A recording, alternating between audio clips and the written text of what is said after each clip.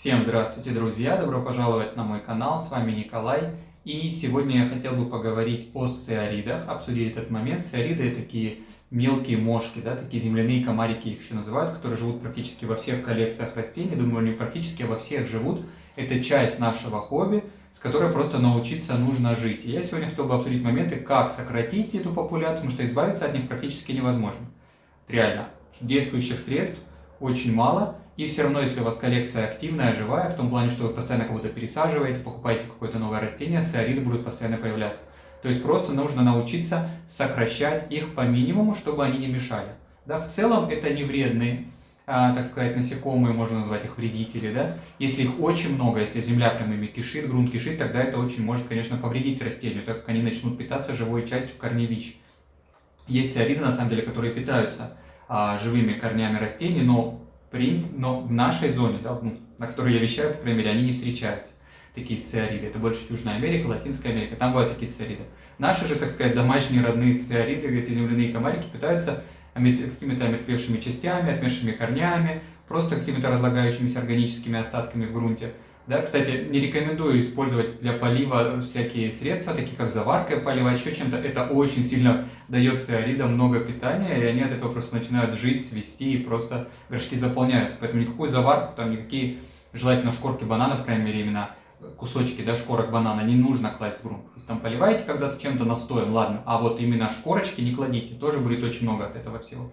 В целом сциариды заводятся, когда влажность в горшке очень высокая. И живут они хорошо в очень влажных грунтах. Сначала хочу сказать пару средств, которые я часто встречаю в интернете как рекомендации от сциарид, от этих комариков, которые лично мне не помогли. Будет интересно узнать, помогли ли вам. Это посыпать поверхность горшка корицей. Якобы это помогает избавиться от сциарид. Мне не помогало. Я посыпал, они все равно по ней ползали, по этой корице им никакого вреда не было. Также втыкать спички головками вниз, да, чтобы сера попадала в грунт, тоже якобы их убивает, тоже мне не помогло. Еще один способ — это постелить слой, например, из керамзита или из каких-то мелких камушек сверху горшка. Якобы тоже сциариды не попадут в грунт, ничего подобного. Они прекрасно себя чувствуют, они также будут вылазить среди этих камушков, да, только вы можете навредить растению тем, что будет хуже влагоиспарение, еще что-то, да, может застаиваться вода в грунте и все прочее. То есть будут проблемы. Поэтому вот эти три способа я не рекомендую. Если вам они помогли, напишите, будет интересно узнать. Что я делаю? В первую очередь, как я до этого уже сказал, сциариды очень любят влажный грунт. Они заводятся в горшках с высокой влажностью, в грунте с высокой влажностью и размножаются прекрасно. Если мы сократим полив, это самый действующий способ сократить популяцию сциарид. Сократить в целом полив. Вы видите за моей спиной очень много различных растений, в основном это все ароидные растения, как и у большинства коллекционеров, да, которые могут иметь проблему с сциарид. Это будут какие-то ароидные, еще какие-то растения, там, герани, гортензии, не знаю, все что угодно. Если вы сократите полив и будете давать просыхать грунту, ну хотя бы на треть, да, чтобы третья часть грунта просыхала, проблема сциарид сократится очень быстро. Очень быстро эта проблема начнет уходить, так как они не смогут хорошо развиваться, не смогут хорошо размножаться, так как будут плохие для них условия. То есть самое главное — это просто меньше поливать. Особенно если у вас ароидные и в ароидных у вас живут, то вам сам Бог велел просушивать, так как ароидные в целом любят хорошую просушку между поливами и чувствуют себя от этого только хорошо, не гниют. Следующий момент, если у вас уже, кстати, тоже действующее средство, следующий момент — это когда у вас прям очень много этих мошек, и вы прям от них мучаетесь. Знаете, что можно сделать? Прекрасно. Можно занести их, например, в ванную комнату, растения собрать, ну, грубо говоря, группку растений, которые стоит в одной комнате, собрать, или даже в этой комнате оставить, и включить фумитокс или раптор, как у вас называются, такие, которые втыкаются в розетку, да, пластинки, любую, на ночь. То есть на ночь занесли, особенно, почему говорю ванну, потому что меньше пространства, соответственно, будет больше концентрация.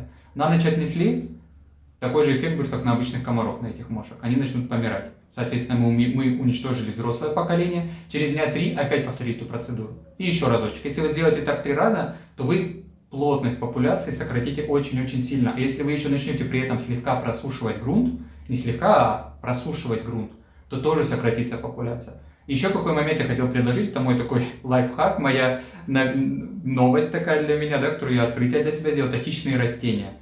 В первую очередь хищные растения, такие как дроссеры. Их сейчас, почему я говорю, это сейчас очень простое банальное растение, очень легко их встретить в продаже. Прекрасно они выполняют функцию ловли мошек. Вот на моей очень мало, мне даже жаль, что их так мало, у меня этих стало жучков, этих летающих комариков, потому что они очень прекрасно ловят. У них на листиках есть липкий такой налет. Я вам вставлю небольшой фрагмент видео, вы увидите. Есть такой липкий налет, который к себе очень хорошо прилепляет. Я знаю, что используют специально там липучки, пластинки, но это смотрится достаточно некрасиво и периодически надо менять. Тут же поставил, про хищников у меня, кстати, есть видео об уходе. Это абсолютно, друзья, простейшие растения. Именно я рекомендую дроссеры, либо пингвикулы. У меня пингвикула тоже есть. Давайте я вам покажу пингвикулу. Тоже очень и очень симпатичные растения. Видите, кое-где черные точки. Это мошки вот эти, как раз таки, да, они прилипают. Прекрасно они выполняют функцию. У меня они стоят в разных комнатах. Парочка стоит здесь. Вот на такую комнату, где у меня здесь, наверное, штук 40 ароидных в общей сложности, у меня стоит 2 дроссеры. Да, вот еще есть у меня такая. Они еще прекрасно цветут при этом.